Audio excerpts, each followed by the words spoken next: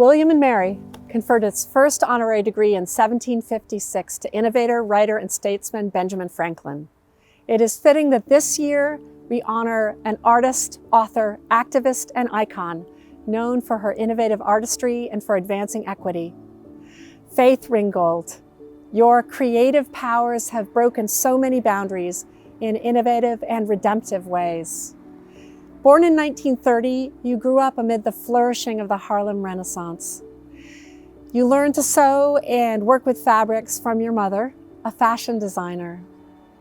With her encouragement, the material arts became your passion. You enrolled at the City College of New York in 1950. You have shared that you appreciated your education, but it also taught you just what was missing. The curriculum included nothing on African and African American art. Undeterred, you pursued that education yourself.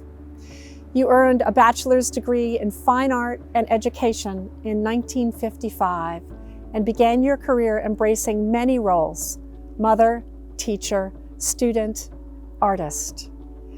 You gained acclaim for your African-style masks, political posters, and quilts. You have written and illustrated beloved children's books, and you have advanced racial integration in the New York City art world.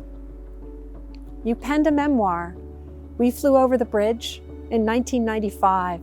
In recent years, you have innovated in yet another new medium, inventing Quiltudoku, a game app that elevates Sudoku through color and pattern.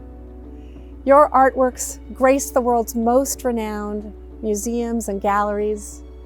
You have been recognized with more than 80 awards, including a National Endowment for the Arts Award, a Guggenheim Fellowship for Painting, and an NAACP Image Award. Your children's book, Tar Beach, is a Caldecott Honor Book, and it received the Coretta Scott King Award for illustration, both so well-deserved. In a 2020 New York Times interview, you said, "I'm always thinking about what can be better." Through your artwork, you have changed the world for the better. You have triumphed. Faith Ringgold, your talent is extraordinary, and our university is proud to honor you both for your creativity and the change you have led.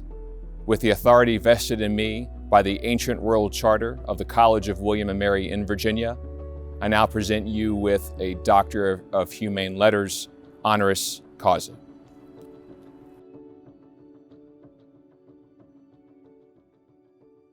Congratulations to all of you, especially at this time when we have so much happening in the world today. But you will survive it.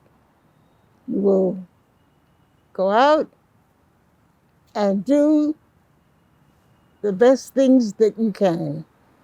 You will combat the world with your education from this wonderful college. Anyone can fly. All you got to do is try. I am very pleased to be here with you. Thank you very, very much for having me.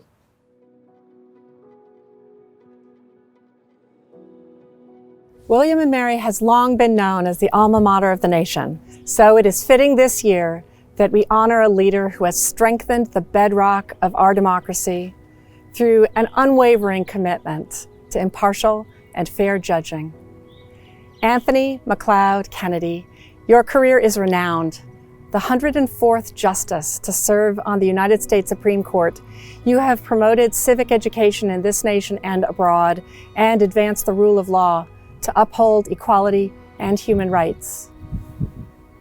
Born in Sacramento, California, you learned about civic affairs from your attorney father and teacher mother. Your interest in government ignited at an early age, and you served as a page in the California State Senate. You earned your Bachelor of Laws from Harvard Law School. You served in the California Army National Guard and then launched your career in public practice before becoming a professor of constitutional law at the McGeorge School of Law, University of the Pacific. In 1975, you were appointed to the United States Court of Appeals for the Ninth Circuit by President Gerald Ford. Then in 1988, President Reagan nominated you as an Associate Justice of the Supreme Court, and you were unanimously confirmed by the United States Senate.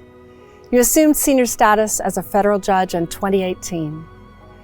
During your tenure on the court, yours was often the pivotal vote alongside fellow Reagan nominee and former William & Mary Chancellor, Sandra Day O'Connor. Among the consequential opinions you handed down, you strengthened free expression and authored the majority opinion to legalize same-sex marriage nationwide. Your unwavering commitment to the Constitution has been lauded so often, as it should be. You embraced the role of teacher, calling the next generation into a deeper understanding of the ideals of democracy in all these ways. You exemplify the crucial role of the judiciary and the importance of neutral jurisprudence for the nation. Anthony Kennedy, your steadfast service to democratic principles has sustained our country through many trials. It is most fitting that the alma mater of the nation should honor you. With the authority vested in me by the ancient royal charter of the College of William and Mary in Virginia, I now present you with a Doctor of Laws honoris causa. Congratulations, Dr. Kennedy. President Rowe, Rector Lytle, and members of these graduating classes who give me the privilege of joining you today in receiving this acclaimed degree. This honor will be treasured by my family and me for years to come.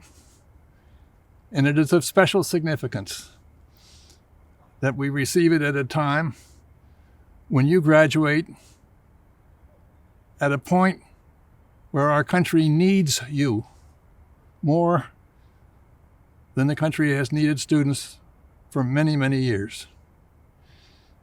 The charter of William and Mary in 1693 states that the college is to study divinity, philosophy, languages, and other good arts and sciences. Notice the use of the term good.